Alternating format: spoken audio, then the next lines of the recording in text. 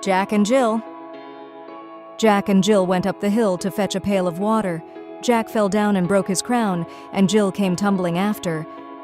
Then up got Jack and said to Jill, as in his arms he took her, "Brush off that dirt, for you're not hurt, let's fetch that pail of water."